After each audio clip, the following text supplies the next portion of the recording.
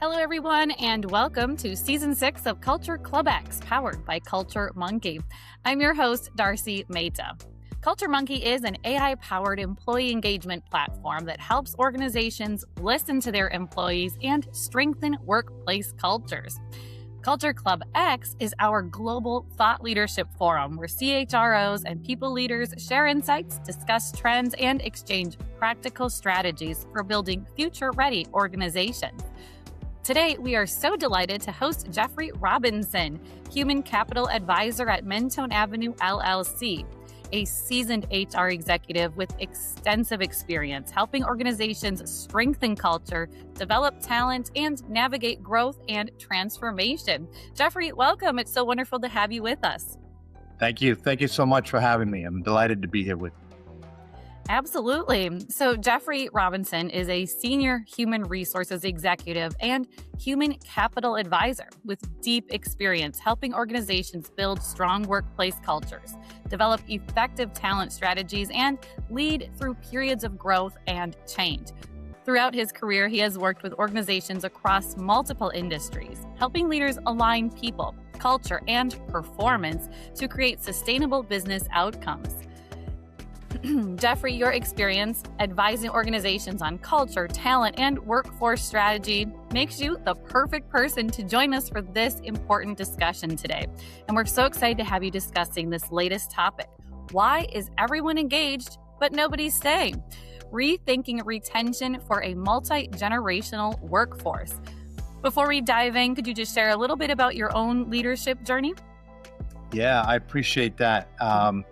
I spent my career in HR, working my way through every possible job in HR, building everything from benefits to strategic recruiting initiatives and retention and performance and all of those kinds of things, all with an eye towards eventually becoming a CHRO. So happy to have had that journey in a multitude of industries and companies. I've served 5 CEOs in one way or another through their strategic growth stories and companies that were literally on their last leg to companies that were the leader in their particular industry. So a variety of experiences, a variety of backgrounds and companies to have worked for. All of that kind of, I think, provides me with a unique opportunity to provide insights to all CHROs, CEOs, and the entire C-suite on what's happening in the workforce and how to deal with it. Well, you have such a breadth of experience and, it makes it so much more interesting to have that variety, doesn't it? With so many, different people and organizations. So thank you so much for sharing that. Let's dive into our first question. So engagement is rising in 2026, yet retention remains a persistent weak spot. From your CHRO experience, why does this disconnect exist, do you think? And why aren't organizations connecting these two dots? Thank you. Appreciate that question. So I think what happens is employers conflate engagement and retention. Two different things. Let's separate the two things out. It's a strategic error to really begin to think about engagement and retention as the same thing. People can love their company, love the things that company does. They can love their coworkers, and they can have engagement, and they can have real day-to-day experiences that they enjoy. Yet, they still are going to leave for stronger growth, for greater flexibility, better rewards, or deeper alignment with personal values. There are some things that happen in life that you can't just simply say, oh, they left us because of something we did. No, their values changed and something was calling them to do something else. So engagement measures today. How do you feel today? Hey, Darcy, how you feeling? Come take our little survey. Tell me how you feel. I'm going to do the same thing from my desktop. I'm going to tell my employer, tell my manager how I feel. So that's today. That's how I feel today, and that reflects what's going on in the work. Maybe I'm overwhelmed. Maybe I'm stressed by what's happening in the company, or maybe I'm just having a good time. I'm loving my project I'm delivering. Retention, that's confidence in the future. Does the employee believe that my company, this company, our company, has what it takes into the future? Too often, companies want to celebrate engagement scores. Yeah, people are engaged and doing well, while underinvesting in the broader value propositions that companies have: career mobility, manager quality, workload sustainability, and development pathways. How do I get better at my job? What's in it for me? And many companies just want to celebrate. How you feeling today, Darcy? What can we do for you today to make you feel good? While ignoring that I don't have any career mobility, that my workload is unsustainable, and I don't have a pathway. My manager sucks. No one's addressing those things. So this persistent disconnect is what is really creating the issues in the workplace today for employers, managers alike. We have to do both. We have to find a balance between retention initiatives and initiatives to understand how people feel today. Absolutely. I thought that was really interesting, even how you broke that down, that engagement is today, retention is more about tomorrow. And it's interesting that it's not that people necessarily leave because they're unhappy. They may, like you said in the beginning, enjoy the company, enjoy their coworkers, have good engagement, but it may be for their own reasons or because the growth is not there. So that's very interesting. Okay, so tell us, to get a little more specific, what does the engagement retention gap actually look like on the ground?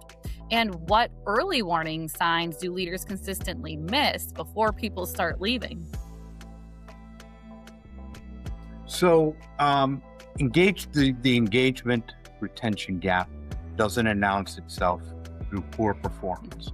So yes, there are poor performers. They may be ill-suited for their job, but that's not where we are going to understand where the engagement retention gap is. More often, it appears in high performers who continue to be productive while quietly disengaging. They're going to step away from the future of the organizations. Leaders are going to misread these outputs sometimes and not do the things that they need to do to sustain commitment. This is where we start to see that gap happen. The early signals are subtle, but there you can see them. Reduced participation. That person that was always gung-ho in the meeting is taking a step back and sitting quietly. Lower interest in development, in opportunities, taking those stretch jobs, those high performers that are first to step up and say, hey, I want to get involved. I want to get engaged in that in that stretch. Those people, you'll start to see them step away. And they'll probably be taking a step away from enterprise goals. When you start the year, I always started the year with my performance management process that I always introduced to companies. We went on a calendar basis and we tried to introduce early on what's the goals for an organization for this year. And it's that person who's a high performer who steps up and says, I want to do this, wants to talk to you about those goals. Those are the ones you want to kind of continue to engage further in the company and retain. But by the time dissatisfaction is in your face, they're already gone. They're already gone. So don't look for signs of poor performance. A high performer is going to be a high performer. They're going to do whatever they do well, but in the background they are plotting the escape. So the signs they're subtle, but they're there if you're looking for them. If you see the big ones, it's probably already too late, like you said. So, okay, so with up to 4 generations now working together, how does a one-size-fits-all engagement strategy quietly accelerate attrition in a multi-generational workforce? I think a one-size-fits-all engagement model accelerates attrition because it ignores a fundamental reality. Employees do not experience work from the same life stage, career stage, or set of priorities. Everyone is coming to the workplace with a different set of priorities based on where they are. Early career talent wants rapid development, they want purpose, they want mobilities, right? They're already on to that next job. They've barely done anything in this job, and here they are, they're on to that next job. Mid-career professional wants more flexibility, wants some progression, and they want some balance, right? They want to be able to step away from their work and get their replenish their souls, their health. They want to be able to do the things that balance the project and the day-to-day, right? If you're too focused on the day-to-day, the job becomes less interesting. I want to do some things to advance my career. The late career employees, they want stability. They want mentorship. They want to establish a legacy. They want to leave an imprint in an organization. When you design your organization around a single set of assumptions, there is some relevance for some, friction for others. Not everybody's going to be the same way around a single set of assumptions. Attrition rises when employees feel the organization understands the workforce in aggregate, but not in the individual context, right? There are certain things, right? You're not going to do necessarily individual benefits, right? What are the benefits that employee X needs? But you're going to have a global strategy around your benefits. But somebody needs to understand what I need in the context of those 4 generations that you mentioned. I prefer to think about them in the early career, mid-career, late career stages. That's a good way to think about it. I agree. And I mean, it seems so obvious, doesn't it, that a one-size-fits-all wouldn't work, but it bears being said, and we can see the difference it makes. So kind of tagging on to that question, how then do you build purpose-driven cultures that retain Gen Z without alienating the later career stage, the older generation? So,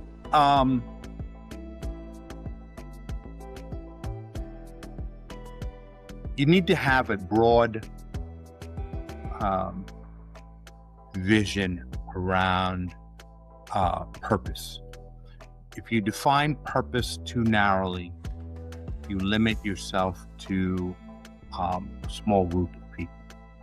But when you can create a broad, credible mission that employees across generations can connect with in different ways, you can create an organization that can be energized by visible social impact and value alignment, and more experienced employees may derive the purpose from customer outcomes, expertise, mentorship, and legacy. So how broadly can you define your purpose to still be impactful while letting everybody in, opening the door for everyone to get in? The leadership imperative is not to create a single interpretation of purpose, but build a culture that is has multiple expressions of how purpose can exist. That's the company that can build that, where we can all see ourselves inside that, will have the most success. Absolutely. Okay, so research shows psychological safety, meaningful work, and flexibility are universal drivers across all generations, right? So why do most organizations still design engagement strategies around generational labels? Well, it's simple, right? You put a label on it, right? That's, the way of the world. Generational labels persist because they're simple. A simple narrative for a complex workforce. But that simplicity is not the same as accuracy. I think that you go out and you talk to employees and you talk across generations, the evidence is clear. Employees consistently value trust, respect, growth, flexibility, and meaningful work. That's universal. The strategic lens is not age, but experience. High-performing organizations move beyond generational shorthand and design around career stage, life circumstances, and individual motivation. As a manager, the workplace is much more complex. Now you got to really get into people to really understand what's happening. And the shift thing from these broad-based things to this more segmented approach around career stages, that it shifts to more precise decisions, and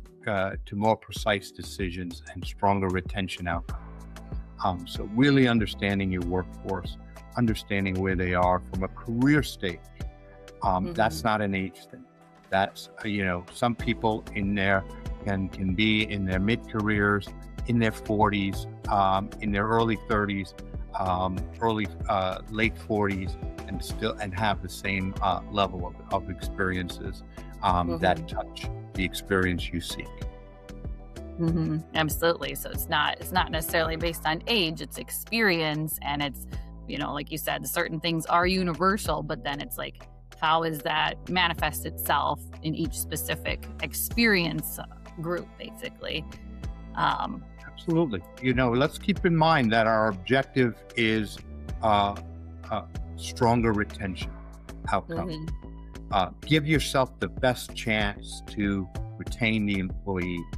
And that's about understanding where they are in their career, why a certain project fits employee X versus employee Y, what it means to go and talk to employee X about a specific thing, about a specific goal, engage them in that, have them participate in that, versus talking to employee Y and being able to explain that. Absolutely. And you can obviously, the organization can grow with the employees, because what worked for you at this stage, hopefully if they're, you have good retention, then you have that same employee at a later stage too. And then what worked for them then might be different later. So, I think that's so interesting. So what does a generation smart engagement strategy actually look like in practice?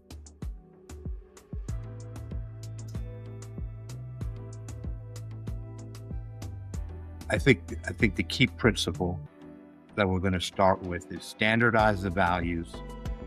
As a company, this is who we are, this is what we're about, but personalize the experience.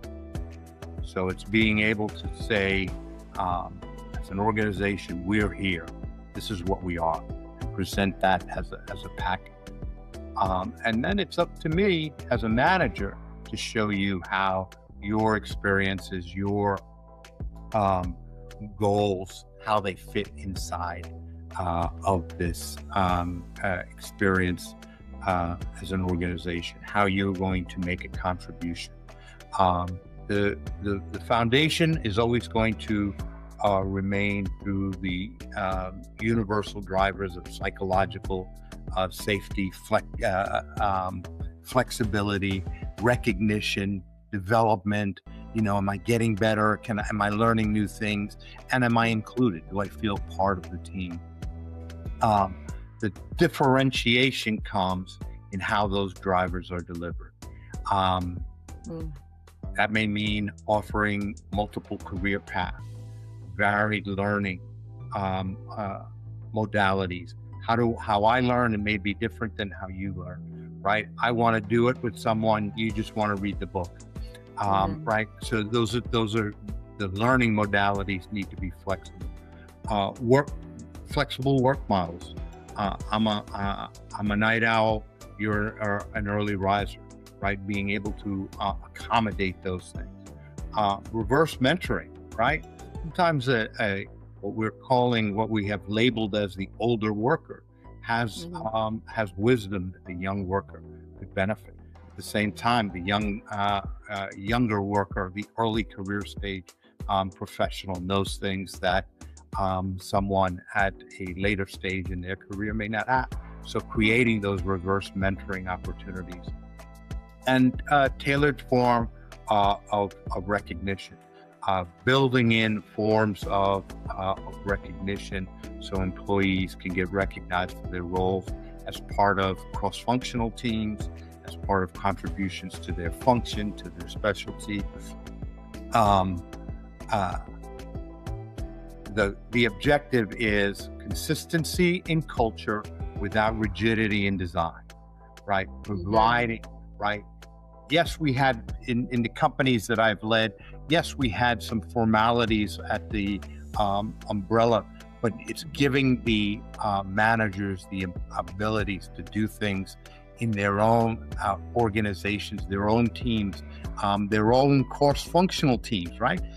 So a product team working with an operations team, right? They should form their own, have their own forms of recognition. They should do those kinds of things. They should create reverse mentoring opportunities where someone from operations can talk to somebody from product, right? Those are the kinds of things that I'm talking about, and they should find ways to recognize each other. So those are the kinds of things that I think, those are the strategies that help you standardize your values. Company values are their values. Let's personalize the experience. Let's understand what different people need in the workplace, and how we can best accommodate something. Some things we won't be able to accommodate. I don't want to be Pollyannish and make everybody believe that you're going to be able to do this for everyone. Sometimes you won't, but there has to be that opportunity to, again, you built a culture without rigidity in its design, so that I can do the kinds of things as a manager, as a leader, that I need to do to get my team moving in the right direction and executing against performance goals. These are such actionable and amazing, tips and strategies, that you put together. So thank you so much for that. And I just love that tagline, like you said, standardize the values and personalize the experience. I feel like that really says it all. And the reverse mentoring is so interesting too, because I know you always think of it the other way, right? The top down, but thinking of the reverse mentoring, I think that's so interesting too. Okay, so this might be hard, but what is the one non-negotiable action every CHRO should take in the next 90 days to close the engagement retention gap? And how would you measure success 6 months later? Yeah, a lot of things to do in 90 days. As a CHRO, I know that 90 days comes and goes quickly, and there's so many things in your mind that you want to get through. But I would say the one thing that you need to do is institutionalize structured state conversations with high-performing employees and potential high potential talent. Many companies do performance reviews. They do 9-box succession planning. They have those kinds of things. So if I'm stepping into a role new, these are things that I can draw upon. If I've been in the role for some time, I know who these high potential, high performing employees are. Too much reliance. Most organizations rely too much on exit interviews. Too late. That's retrospective by its own definition. It's too late. Stay conversations are forward-looking a signal. They reveal what's sustaining commitment. Darcy, why are you still with us? What's keeping you in the chair? What are some of the things that you like? What are some of the things that are still a little bit bothersome to you? What are you hearing? What are you hearing from other employees? Where is friction building? Is it on your team? Is it your team and another team? Where's friction building for you in your team? And what interventions could materially, this is what you're asking that employee in a stay interview, what interventions could materially strengthen retention, get you to not think about what's happening out there, right? We all know social media tells us what's happening out there. There's a lot of things going on. I get it, but we don't want them to think about that so much. We want them to focus internally, understand what can we do to strengthen retention before a risk turns into loss. We can do those retention meetings. 6 months later, we can assess through leading indicators, not just this lagging sentiment around exit interviews. Most things that we're going to look for are internal mobility, manager effectiveness, intent to stay, participation in development opportunities, voluntary turnover. One of the things that I always do is not just look at turnover, but I look at turnover in terms of voluntary and involuntary. And when my voluntary turnover is higher than my involuntary turnover, I know I have a problem. We are not managing our workforce. We need to manage our workforces. We need to help encourage people to stay while at the same time managing out the poor performer. Okay. So we're going to look at those things, internal mobility, manager effectiveness, intent to stay, participation in development opportunities. And we're going to look at these things within our critical talent segments, and how we're retaining our people is going to be directly reflect how we've done in those areas. Okay, that's amazing. Thank you for that. So, okay, specifically, how can pulse survey platforms like CultureMonkey help detect retention risk early across a multi-generational workforce? First of all, I believe highly in survey platforms like CultureMonkey and others that exist. There are many out there. I encourage CHROs to look at the ones that they're using, consider where they might need to get better in those surveys, and how they can strategically use those